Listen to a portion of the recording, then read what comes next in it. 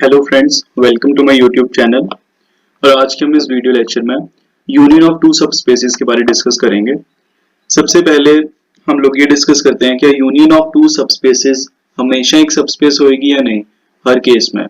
इसके लिए मैं एक बहुत ही इजी एग्जांपल यहाँ पे लेकर चलता हूँ। Let us take W1 to be any x axis and let W2 be y axis. तो मैं कोई भी आर्बिट्रेरी एलिमेंट W1 का चूज कर लेता हूँ, लाइक 3,0 इसको बिलोंग कर रहा है।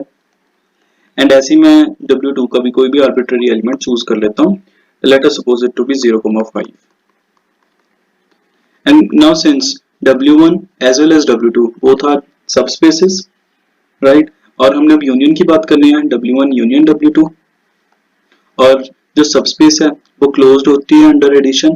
तो मतलब ये जो एलिमेंट हमने दो चूज करे हैं, इसकी एडिशन भी उसमें पड़ी होनी चाहिए, that is 3,5 must belong to W1 union W2, right. But इसका सम तो इसमें कंटेन्ड ही नहीं है। क्यों? इसमें सिर्फ x एक्सिस है, इसमें सिर्फ y एक्सिस है। आप इसको ग्राफिकली भी देख सकते हो कि सिर्फ ये वाले पॉइंट्स आ रहे हैं इसमें x एक्सिस के, या ये वाले पॉइंट आ रहे हैं, राइट। तो जब हमने इसकी यूनियन करी तो इसका जो हम बोल रहे हैं क्लोज्ड अंडर एडिशन, वो चीज होल्ड अप नहीं कर रही। It means that 3,5 does not belongs to the union. So union of two subspaces is not always a subspace. But हाँ, हम एक थ्योरम डिस्कस करेंगे अभी कि यूनियन अगर हम दो सबस्पेसेस की करते हैं W1 W2 की, वो सबस्पेस कब होएगा? If and only if one of them is contained in another. इसका मतलब क्या है कि W1 union W2 is a subspace if and only if either W1 is contained in W2 or W2 is contained in W1।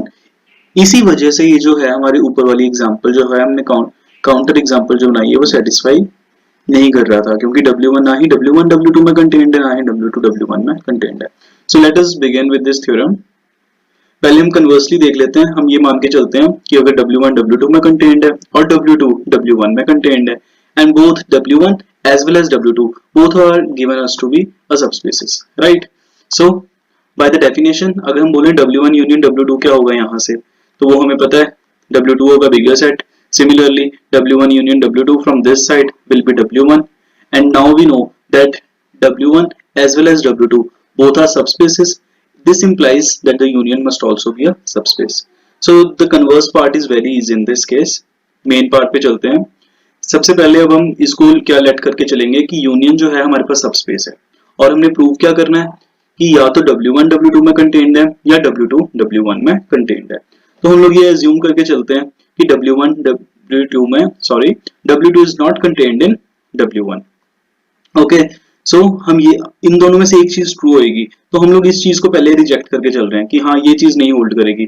This implies ये चीज hold करनी चाहिए। So let us assume W2 is not contained in W1, so now we will show that W1 is contained in W2. I hope you are clear with this point. So now we let any arbitrary element x from W1 and any arbitrary element y which is only contained in W2, जिसको हम only W2 लिख सकते हैं, right? And now by the definition of union, अगर मैं x की बात करूं, x उसकी यूनियन में भी W1 में है तो यूनियन में भी होएगा। by the definition of union, x belongs to W1 union W2, and similarly y will also belongs to W1 union W2, right?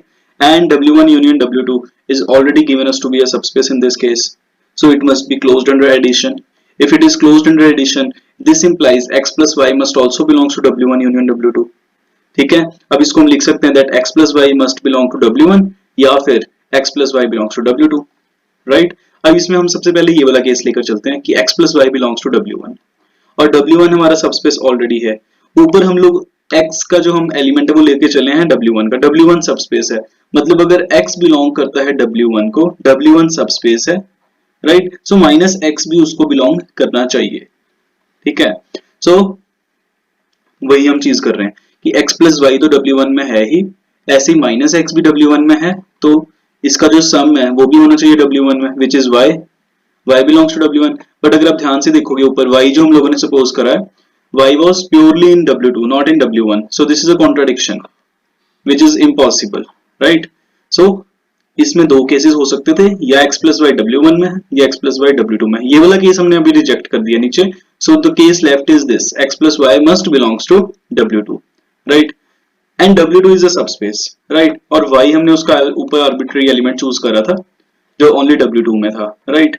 So minus Y भी W2 में होगा, so मतलब x plus y और minus y W2 में चला गया, so x belongs to W2, right? And x was any arbitrary, जो हमने कहाँ से चूज करा था, W1 से, और contain कहाँ हो गया वो W2 में, and hence we get that W1 is contained in W2 and hence the result.